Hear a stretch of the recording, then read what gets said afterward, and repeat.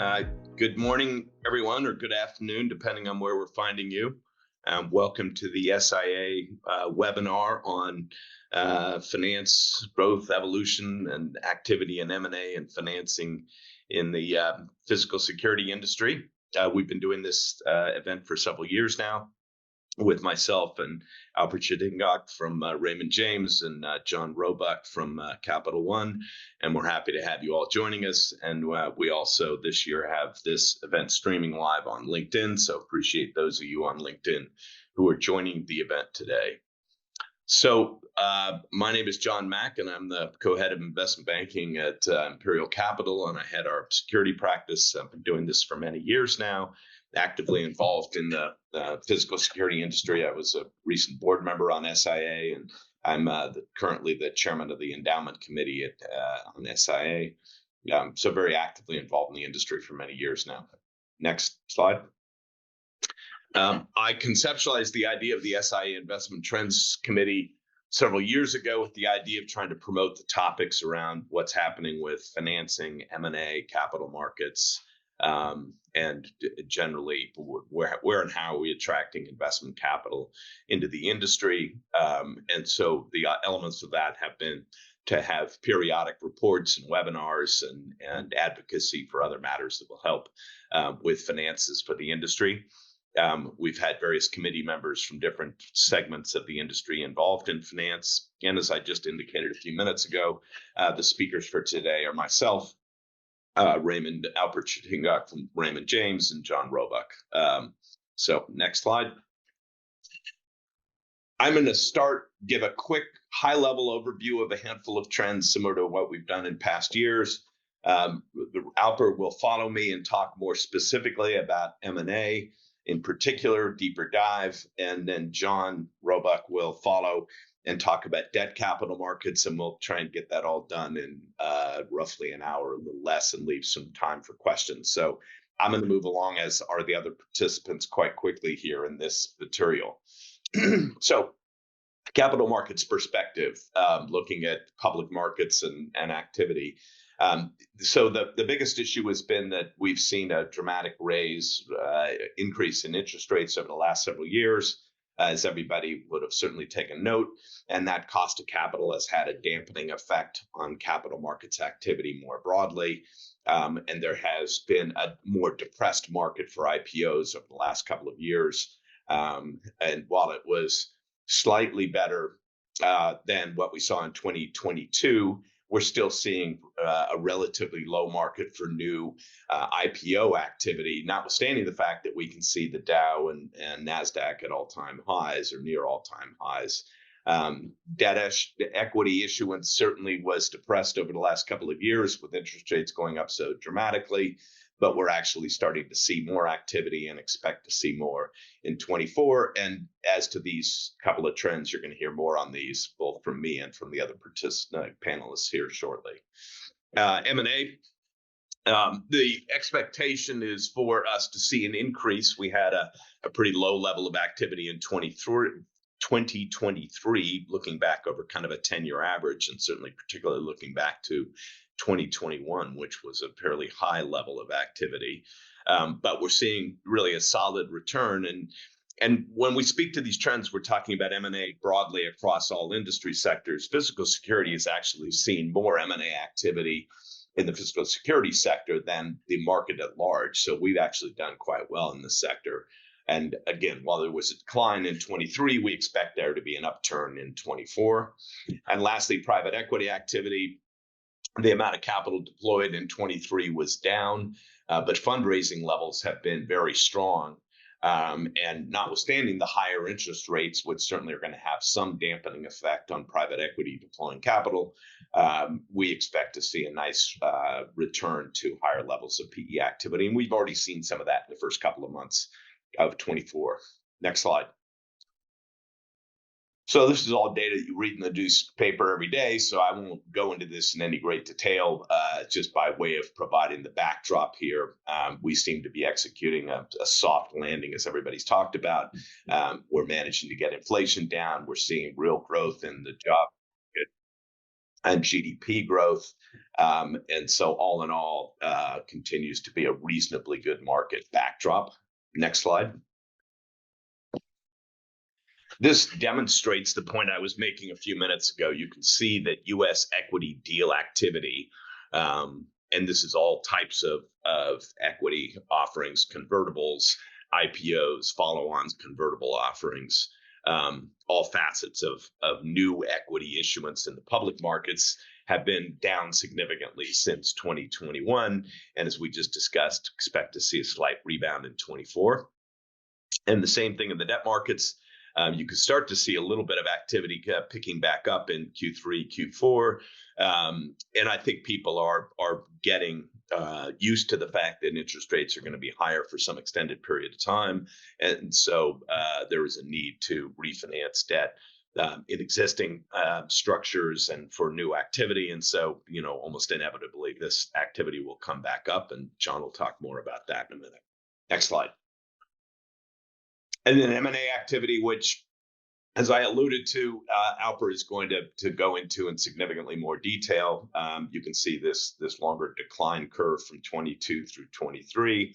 A lot of that having to do with just simply if we put a line on here to show the cost of debt going up at the same time, there's a very strong correlation in M&A between the cost of debt and M&A activity and the availability of debt. And so with improvements in the economy broadly and people sort of rationalizing where debt capital markets are now, we should see that help the M&A market in 24. Next slide.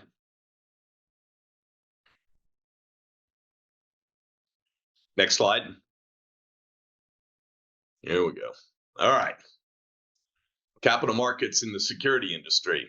So while activity in the security industry is down from the peaks that we saw equity financing, debt financing of the more notable transactions. Certainly there was higher levels in 21, but if you compare these to the charts I was just showing you for the broader market, you can see the physical security industry has been much less affected than the market at large, both in equity issuance and debt financing activity. And there's been a number of notable transactions, certainly particularly on the private side. Brivo and Eagle Eye getting a big financing done early last year. Verkada continuing to raise a lot of money. Solink and Zero Eyes, and then didn't make the chart here, probably should have, but Rapid SOS just raising a new significant tranche of capital. So pretty significant activity in capital markets in the security industry with people able to access capital. And I think a very strong a positive perception from the capital markets, investor financing sources, thinking about opportunities in the physical security industry, given our relatively strong tailwinds and fundamental growth dynamics. Next slide. This is a chart we've put together. We have a bunch of companies behind each one of these categories. And what we're doing is just looking at where their valuations have trended, looking at enterprise value to revenue from last year at this time to this year. And you can see those are mostly green arrows. A lot of that has to do with the fact that the market is up overall.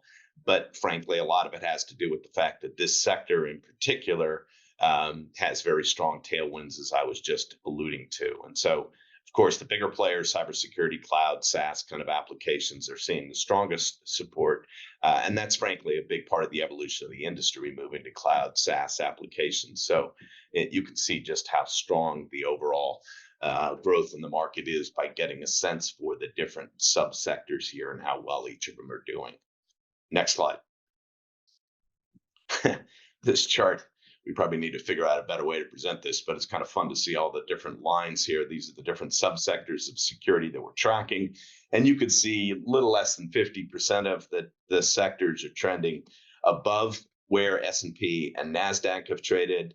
And then the balance are slightly below, but they're generally trading in sympathy with where the increase has been in the S&P and the NASDAQ. S&P and NASDAQ have grown at tremendous levels, as you can see, over the last several years, of sort of keeping pace with that growth. And as we just saw a few minutes ago, valuations in our sector are looking even better. Next page. Next. So I've highlighted some trends just to really kind of provide a backdrop to why there's interest in the industry right now. What's attracting capital? What's attracting people to the sector? These are the 2024 mega trends in the industry. There's a committee of people inside the industry that spent a lot of time thinking through this. I've been involved in this in the past. And so they've identified 10 key trends that are significantly driving activity in the industry. And so many of these will certainly, be obvious to people. See, AI shows up in this list 4 or 5 times. Just on this page alone, 4 of the categories have the word AI in them. So, and our industry was a front runner, first mover to some degree in using analytics with video surveillance. And so the idea of using AI, which for us is an evolution from using analytics in video and audio applications, is really logical and natural. And we're using more video surveillance data in this industry than really almost anybody else in the world. So the idea of figuring out how to use AI intelligently in coordination with video and audio and other sensor data is really logical for our industry. And so I think people are seeing the correlation between the efficacy of using AI intelligently, not only for security, but for business process improvement, which expands the ROI for investments in security technology. The bottom number 5 speaks to that issue. And so, that those trends and what that represents is a big part of what's the backstop behind the interest in the sector and activity. Next page. And you see a few more specific points in here. The SaaS integration business model. I've written white papers on this topic. Our industry is actually late to adoption of SaaS managed service business models, but picking up steam to take on this kind of business model, which is driving a lot of activity in the industry. We're seeing big mega tech, Google, Meta, and other players in the industry, Amazon, Apple, and others involved in technology here, and how that's going to play out is going to be interesting to watch.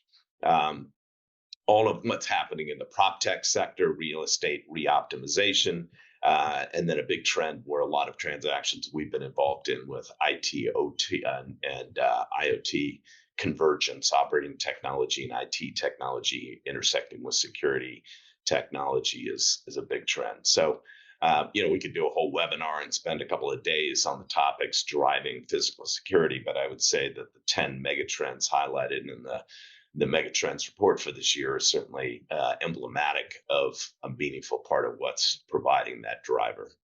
Next page. And this is the last page in my sector section.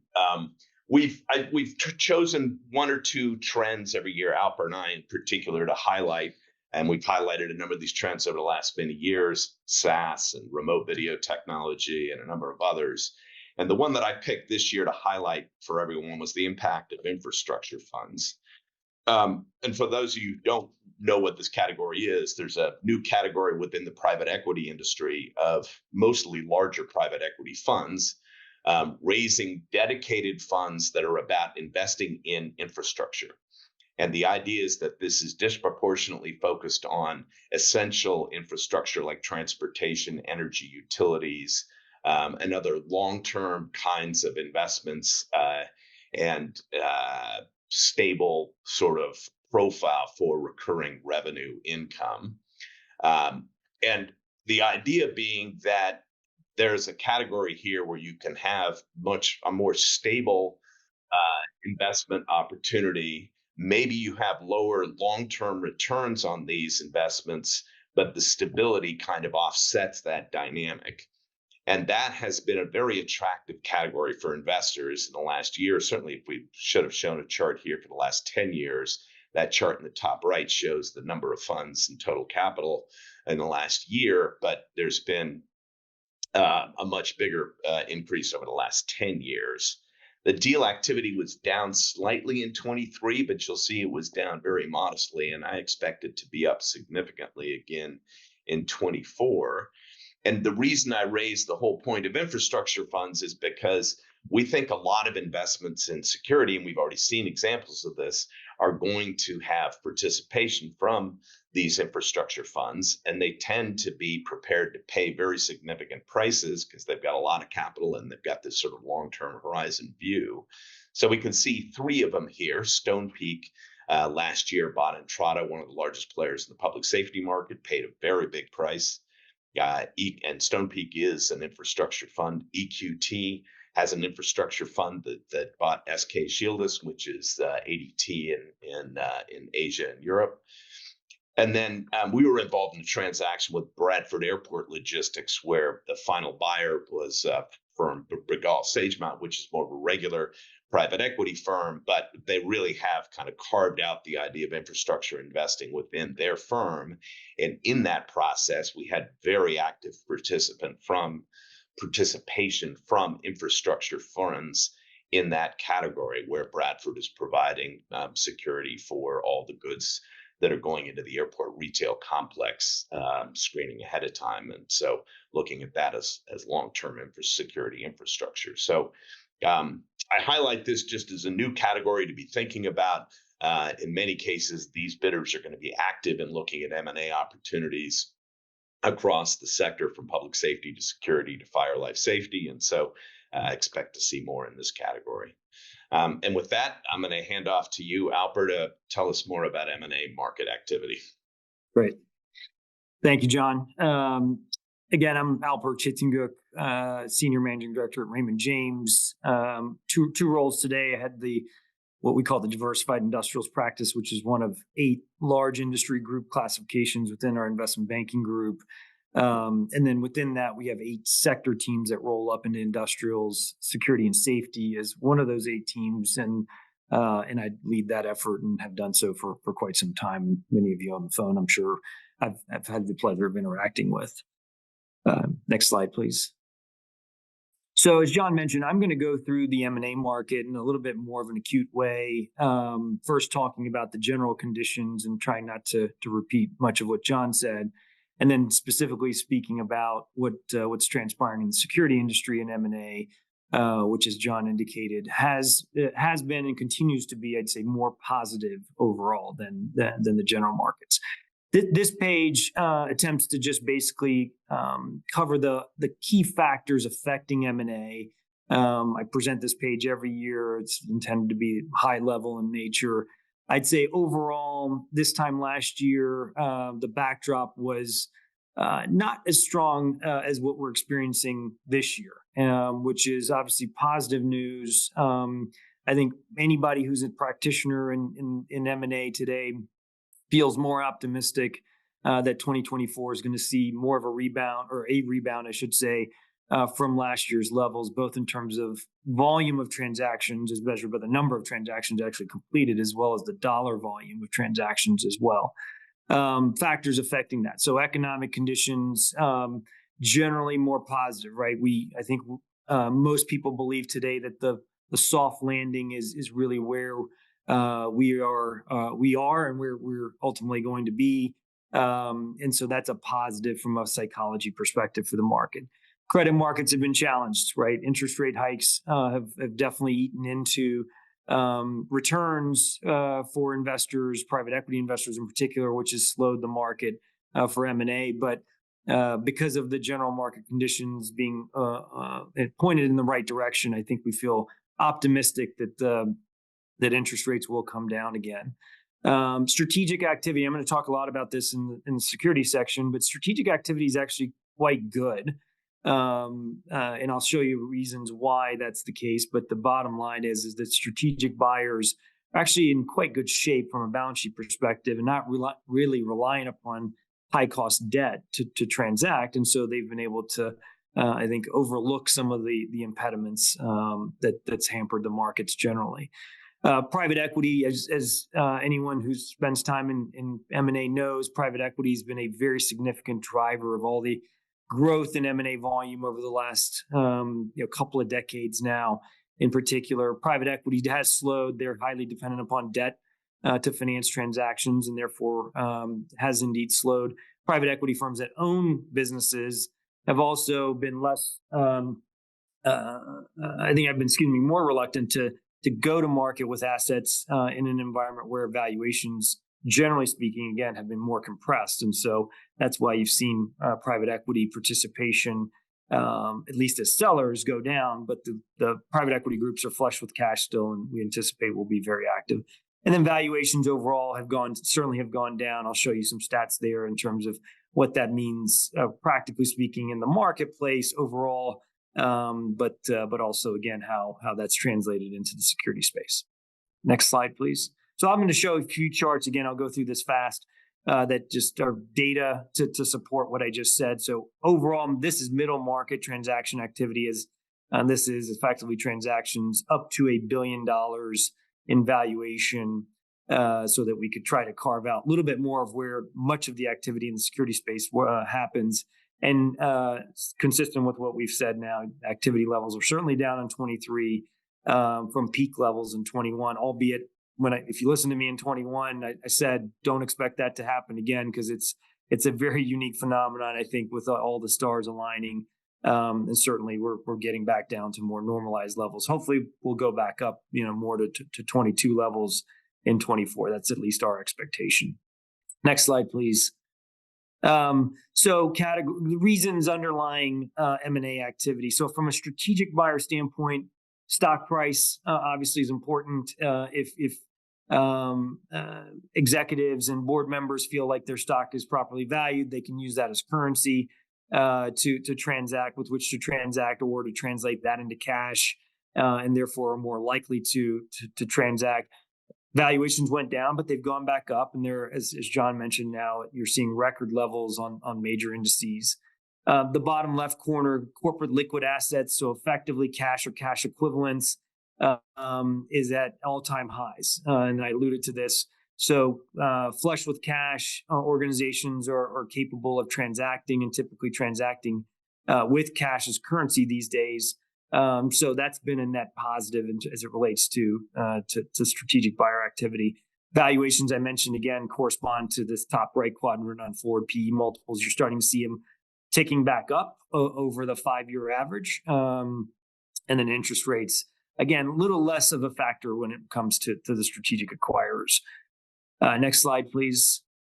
If you look at financial acquirers, so the amount of capital that they have to invest, which is this category of capital overhang on the top left, it's slightly down, but not much. So call it, for all intents and purposes, flat from where it was in 2022. So over $1 trillion of capital available to invest.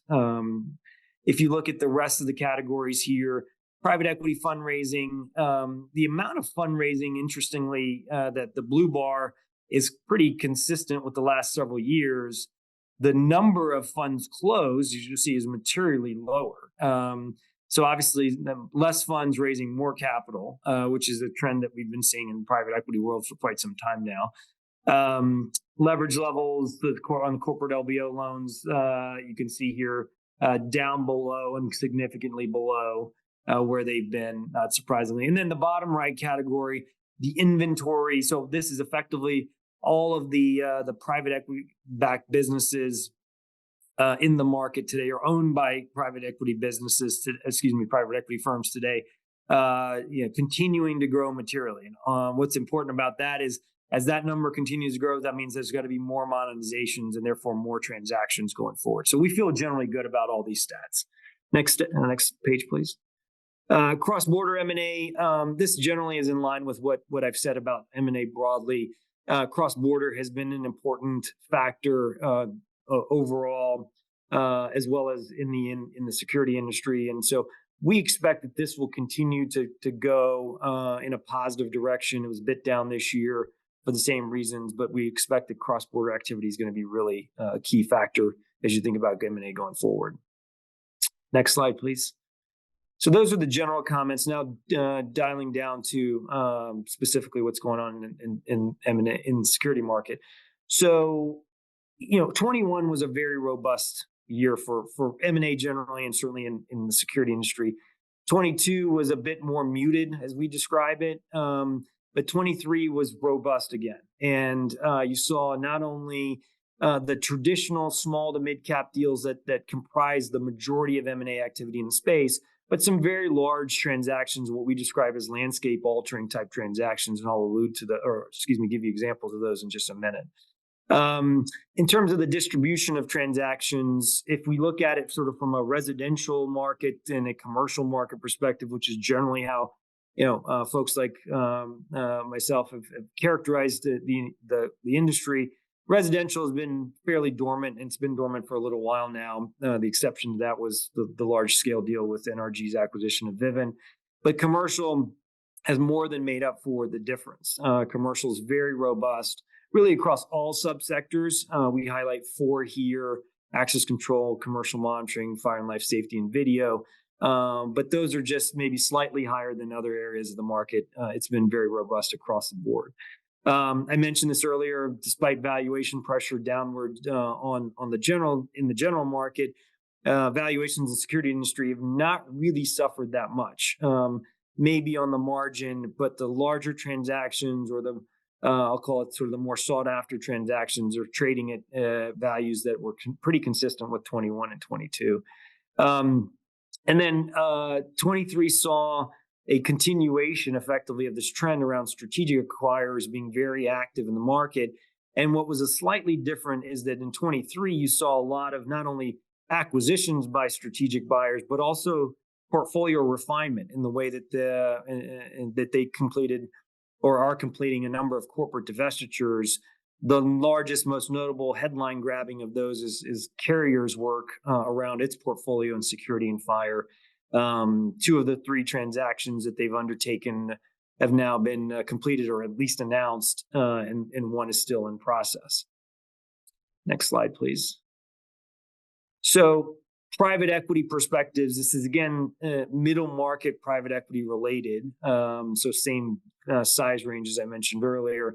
The top left chart shows you that it has gone down for the reasons I mentioned.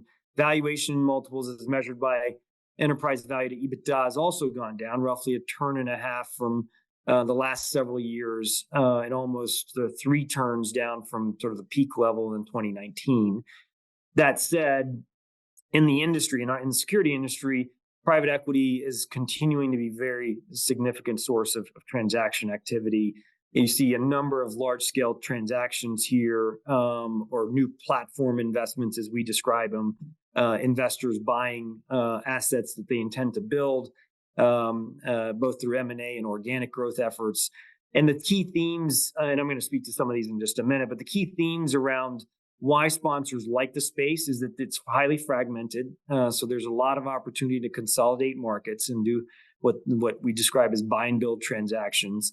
The industry is shifting more to a managed services model than ever before. Then that's a trend that's been going on now for the last several years. And investors like that. That generally translates into more revenue visibility, revenue durability with respect to subscription-based recurring revenue type models that generate very nice profits as well. So that model is very interesting to private equity.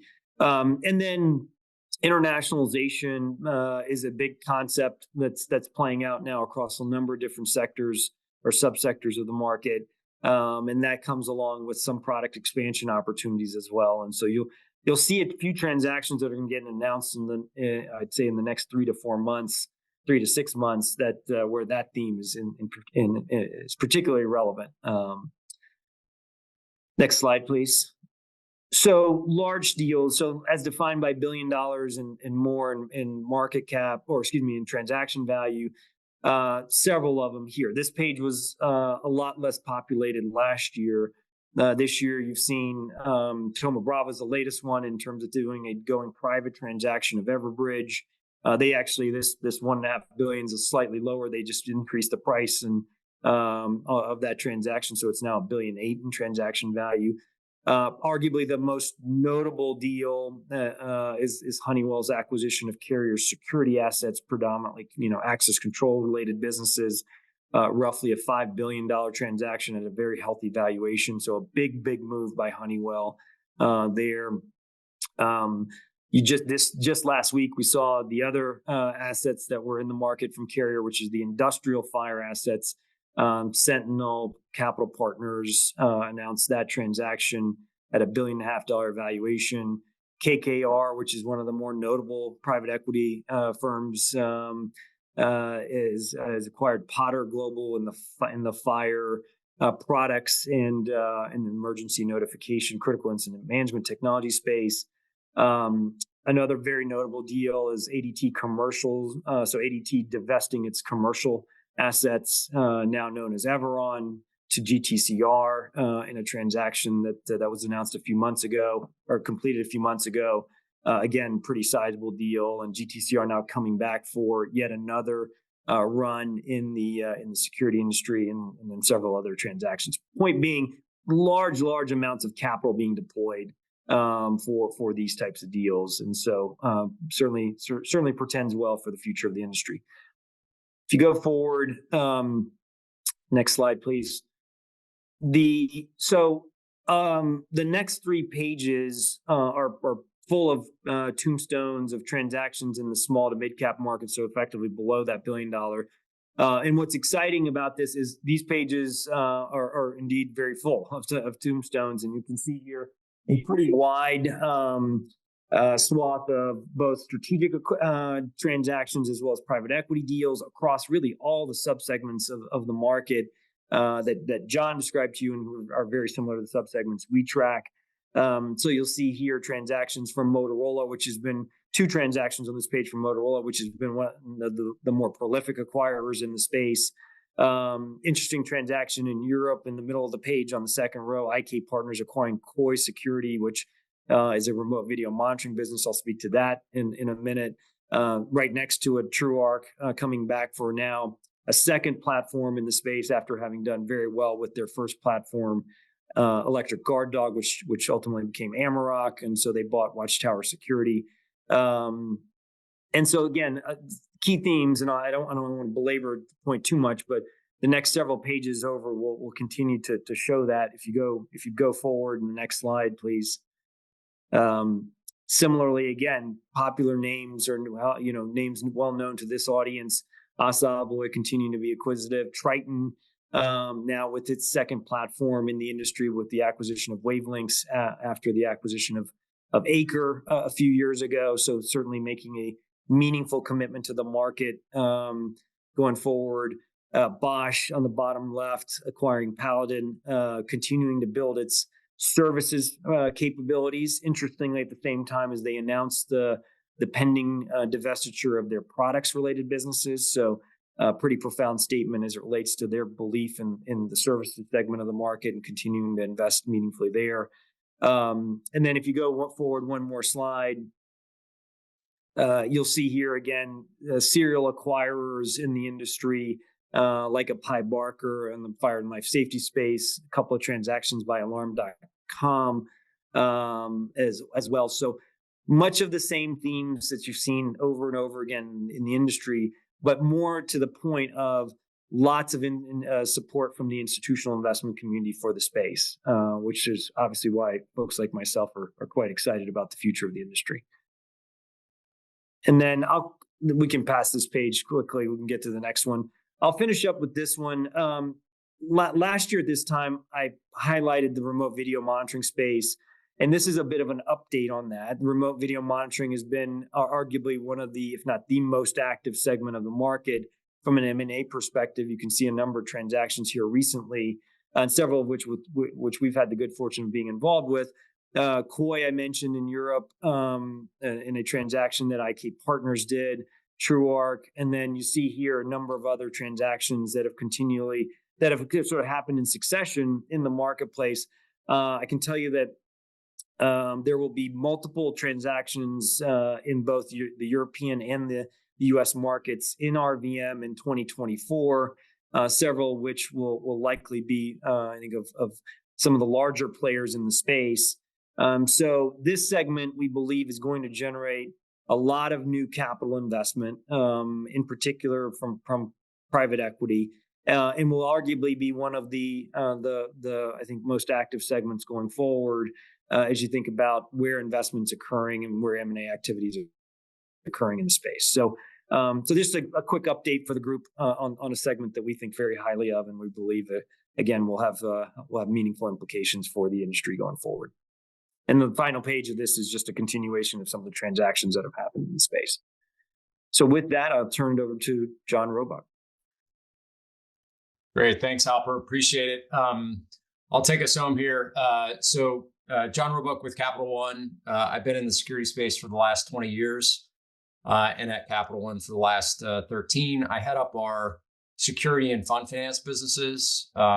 So with that, I'll take you through an overview of the broader capital markets and then some commentary specific to the security industry.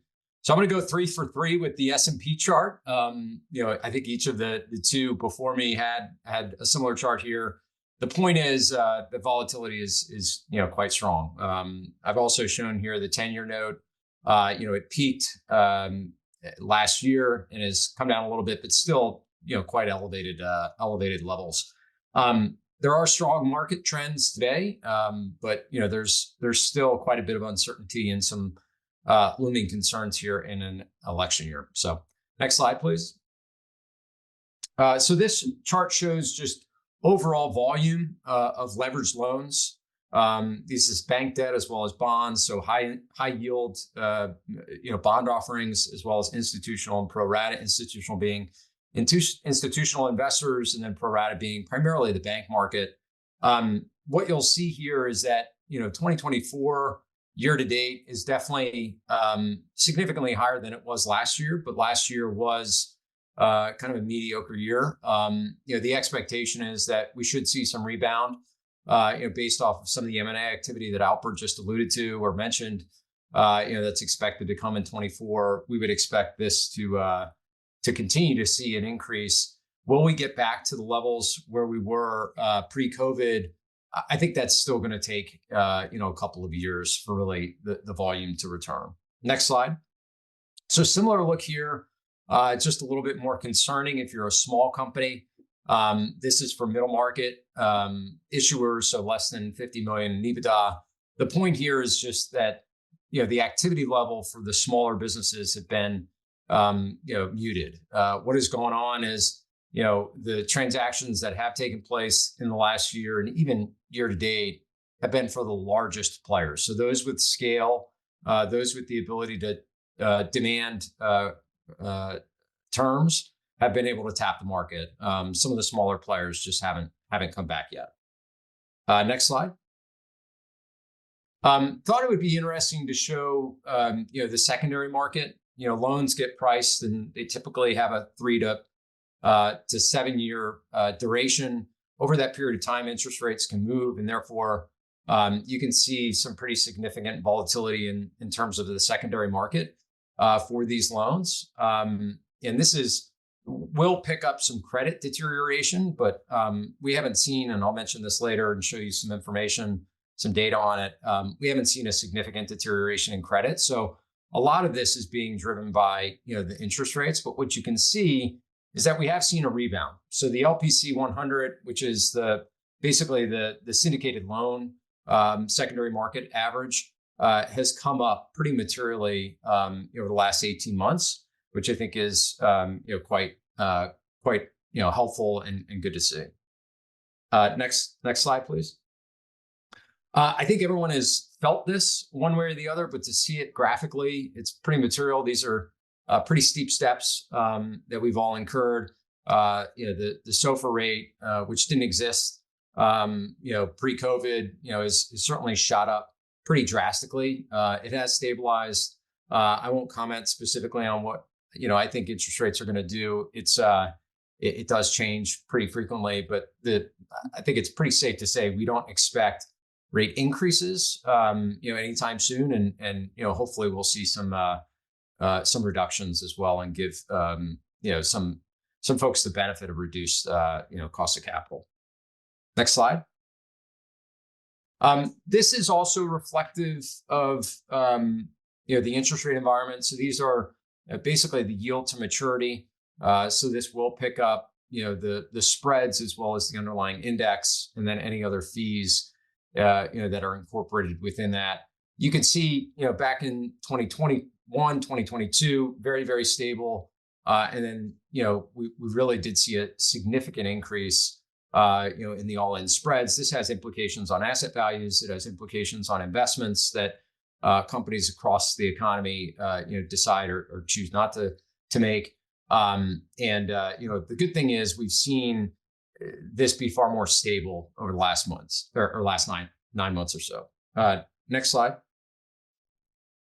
I think this is probably on the debt capital market side, the most, kind of important trend that we've seen over the last year. And this is just leverage levels. Total leverage multiples have come down pretty materially. I think Alper had a similar look. This breaks out, large corporate loans, so above 50 million in EBITDA. So if you have a smaller business, it could vary a little bit, from here, but the trend still continues. You have a pretty significant reduction in overall total leverage that businesses are either willing to take out or the market is willing to bear. You've seen about a quarter turn reduction on the senior side. So first lien debt has come in about a quarter turn. Where you've seen the most is on second lien. So second lien has come down about a half a turn. And frankly, we don't see a ton of second lien these days. It's either, structured equity, mezz, and senior, or a unitranche product, which tends to get captured in the first lien debt side of things. We don't see a ton of second lien, and that's, I think, reflective of the fact that, it complicates the capital structure. It also, given the current interest rate environment, that second lien debt tends to be structured based off of a floating rate instrument. And you've seen pretty significant increases in interest rates, kind of affect that tranche. Next slide. So just wanted to talk about the defaults. So notwithstanding, interest rates going up pretty materially, fair amount of uncertainty, geopolitical risks, we have seen no real material increase in defaults or bankruptcies. Of course, you can note the trend here, from 2021 up to 2023. There's a doubling, if you will, of those loans that are in default. What I would say is that you have a bit of a denominator effect. You don't have a ton of new loans coming into this, which I think is quite important to note, that you're not seeing a significant increase in defaults. But also, if you look at the historical, and that's why I included a 20-year look here, even at around 1%, you're pretty well below what the historical levels have been. Now, you can see in 22 and then during the Great Financial Crisis, these numbers can go up, and they can go up pretty quickly. But I think overall, the credit trends, at least from what we see in our book, outside of security more broadly, things have been very, very stable. And then the last thing, this is my last slide, but I just wanted to comment a little bit about the security industry, and then what to expect in 2024. The security industry has been incredibly resilient. I think a lot of the businesses and operators in this space got well ahead of some of the cash flow issues associated with the increasing rate environment and delevered proactively, which I think certainly helped and positioned them well for the current environment. I would say on the financing side, there is a little bit of a lack of depth on the pro rata or the bank side of things, depending on the structuring of the loan. If you're a much larger issuer, if you're a business that has $50+ million of EBITDA, you'll find a lot of participants, a lot of interest on the bank side. If you're a smaller company or have some nuances, if you're looking for an RMR or an ARR structure, you're going to be working with a handful of lenders such as ourselves. We tend to partner with other non-banks that allow us to write larger checks and satisfy the needs of the larger clients. But depth of market is still something that we run into in this particular sector. And then as far as what to expect in 2024, I think we should expect to see continued pressure around structures. So whether it's on leverage, and maybe leverage stays stable, but just covenants and the way in which reporting is administered, the documentation itself, I think a lot of that is pretty stable and is not expected to become significantly looser than where it is today. We expect to see a fair amount of refinancings take place this year, but especially in 2025. There's a pretty significant maturity wall that's coming. So I think a lot of folks have been waiting for rates to come down or spreads to tighten a little bit. I think if the market does in fact tighten, you'll see a lot of issuers go to the market quickly to try and lock in, those tighter spreads. So we'll have to pay attention to that this year. Hopefully, folks will get the opportunity to get in front of these maturities and don't, get pushed up against the wall and have to do something, irrational. And then the last thing I'll say, and I've said this on, other panels before as well, is just, private credit still is a tremendous force in the debt capital markets. It is changing the way in which businesses are looking to finance their companies and their needs. Like I said earlier, we partner with a lot of the non-banks in an attempt to kind of broaden our offering and have a little bit of depth of market. But fundraising, Alper mentioned, private equity fundraising, and while it's coalesced around the larger asset managers and direct credit funds, fundraising within the direct credit landscape is expected to continue to grow double digits at least for the next 5 to 10 years. And we would expect those parties to continue to drive their levels of sophistication, industry specialization, as well as growth. So with that, I think we have some time for Q&A. All right, guys, I'll jump in here. We do have a couple questions for all of you. Naturally, we have one on AI.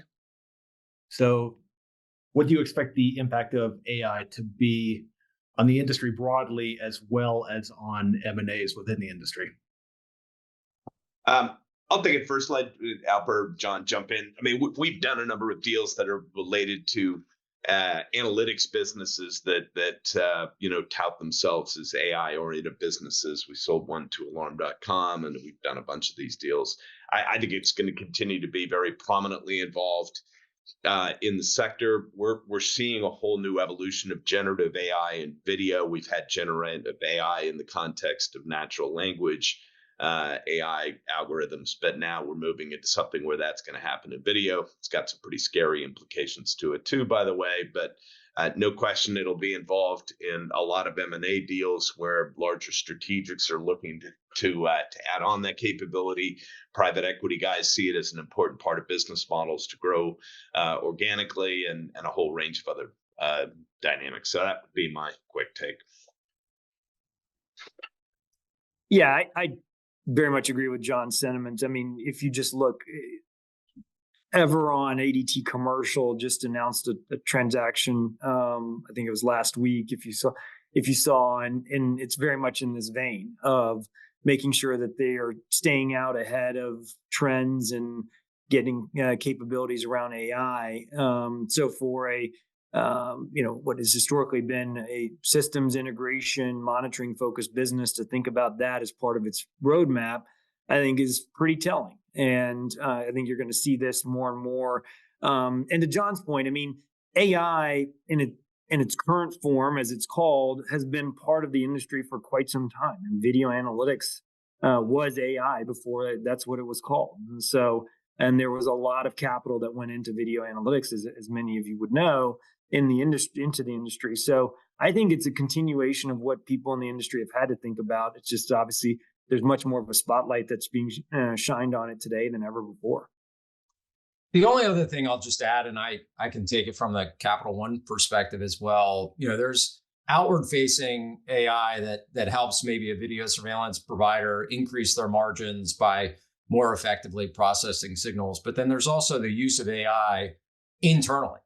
And we've seen a lot of the larger scale businesses look at ways to use those types of technologies to improve processes, to drive efficiencies, within their organization as well. And I think that we're just at the cusp of that happening, right? Like, I think that the real benefits internally, for a lot of these organizations, we're just starting to see, play out. So it'll be interesting to watch.